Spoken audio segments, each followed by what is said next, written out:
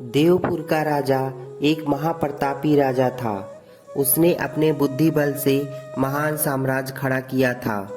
उसे अपने सामर्थ्य और पराक्रम पर बहुत गर्व था। भाग और विधि विधान पर उसे बिल्कुल विश्वास नहीं था। अक्सर वह यही कहता था कि भाग्य की बातें कायर और कमजोर लोग करते हैं। मैंने अपने स्वयं के दम पर ये सब कुछ हासिल किया है। एक दिन राजा शिकार खेलने जंगल में गया। जंगल में वह भटक गया। उसके साथ के सैनिक भी पीछे छूट गए। भटकते भटकते जंगल में दूसरी छोर पर पड़ोसी राज्य के सीमा पर लगे एक गांव में पहुंच गया। रात हो गई थी तो उसने एक घर का दरवाजा खटखटाया। एक आदमी ने दरवाजा खोला। वह एक गरीब आदमी का घर था। उस घर में पति पत्नी और एक सुंदर सी कन्या रहती थी, जो कुछ माह पहले ही जन्मी थी। राजा ने अपना परिचय बताए बिना उस आदमी से रात बिताने के लिए शरण मांगी। वह आदमी तैयार हो गया। उस गरीब आदमी ने राजा को अतिथि मानकर सत्कार किया और जो भी उसके पास रूखा सूखा भोजन था वह राजा को खिलाया और सोने के लिए व्यवस्था किया।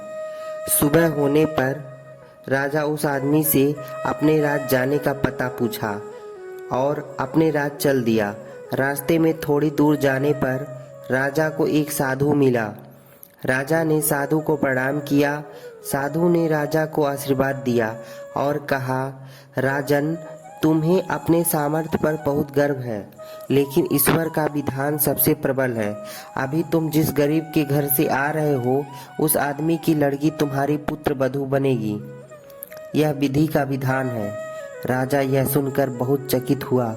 वह सोचने लगा, कहाँ मैं राज परिवार का और कहाँ वह गरीब घर की लड़की। यदि ऐसा हुआ तो मेरे राज परिवार के सम्मान की बहुत हानि होगी। मैं ऐसा नहीं होने दूंगा। मैं इस विधान को पलट दूंगा। राजा वापस उस गरीब परिवार के घर आया और राजा ने उसे अपना वास्तविक परिचय दिया। परिचय पाकर वह आदमी हड़बड़ा गया। राजा बोला, देखो, तुम्हारी बेटी बहुत सुंदर है। तुम इसका पालन पोषण सही ढंग से नहीं कर सकते। मेरी कोई बेटी नहीं है। तुम इसे मुझे दे दो। मैं इसे राजमहल रखकर इसका पालन पोषण करूंगा। उस आदमी और उसकी पत्नी ने अपनी बेटी के भविष्य के लिए बेटी को राजा को दे दिया। राजा लड़की को लाते समय जंगल में छोड़ दिया और बोला, अब देखता हूँ कि यह मेरी बहू कैसे बनती है। थोड़ी देर बाद राजा का रसोइया अपनी पत्नी के साथ उसके मायके से वापस ला रहा था। दोनों पति पत्नी ने जंगल के झाड़ियों में बच्चे के रोने की आवाज़ सुनी तो तुरंत उसके पास पहुँचे। उस सुंदर कन्या को देखकर वह हैरान हुए और खुश भी।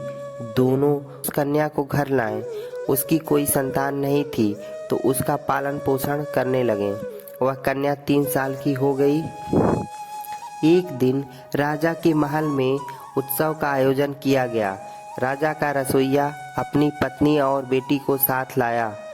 रसोइया और उसकी पत्नी काम में व्यस्त थे। तभी उसकी बेटी खेलते खेलते राजमहल के भीतरी भाग में चली गई। राजा अपने दरबार में जा रहे थे। तभी उसकी नज़र उस कन्या पर पड़ी। उस सुंदर कन्या को देखकर राजा ने प्रहरियों से पूछा, ये किसकी बेटी है? तभी उसको ढूंढते हुए राजा का रसोइया वहां आ पहुंचा। राजा ने उससे पूछा, क्या यह तुम्हारी बेटी है? रसोइया बोला, नहीं महाराज, यह मेरी अपनी बेटी नहीं है। ये मुझे 3 साल पहले जंगल में मिली थी। राजा समझ गया कि यह लड़की कौन है। वह हैरान हो गया। जिसे मैंने मरने के लिए छोड़ दिया था वह बच गई। इसका मेरे राज्य में रहना ठीक नहीं है। एक दिन संयोग से रानी की तबीयत खराब हो गई। राजा ने रसोइया और उसकी पत्नी को बुलाया और कहा, राज्य ज्योतिषी ने मुझे बताया है कि तुम्हारी ये कन्या अशुभ है। अगर ये राज्य में रहेगी तो राज्य पर घोर संकट आ जाएगा। इसलिए इस कन्या को हमें सौंप दो। हम इसकी कोई उचित प्रबंध कर देंगे। रसोइया राजा की आज्ञा कैसे टालता। उसे ना चाहते हुए भी कन्या राजा को सौंपनी पड़ी। रात में राजा अपना भेष बदलकर उस कन्या को लेकर बाहर निकला और उस कन्या को नदी में फेंक दिया। एक लकड़ी का टुकड़ा पानी में बहता आ रहा था। वह कन्या उस लकड़ी के टुकड़े पर गिरी और लकड़ी के टुकड़े के साथ बहने लगी। बहते बहते वह कन्या एक दूसरे राज्य में पहुंच गई। वहां की रानी नदी किनारे पूजा करने आई हुई थी। कन्या बहते बहते किनारे पहुंच जाती है। रानी उस कन्या को देखकर मोहित हो गई और उसे अपने साथ मान ले गई। रानी उस कन्या को अपनी पुत्री के समान पालती हैं। बड़ी होने के बाद वह कन्या और भी सुंदर दिखने लगी थी। कुछ दिन बाद इधर राजा का बेटा युवराज बन गया था। एक दिन वह उस दूसरे राज्य के राजा के निमंत्रण पर आया था। युवराज ने जब उस कन्या को देखा तो उस पर मोहित हो गया। उसने मन ही मन उससे विवाह करने का निश्चय कर लिया। उसने वहाँ के राजा एवं रानी से यह बात कही। रानी बोली, देखो, मैं तुम्हें भ्रम में नहीं रखना चाहती।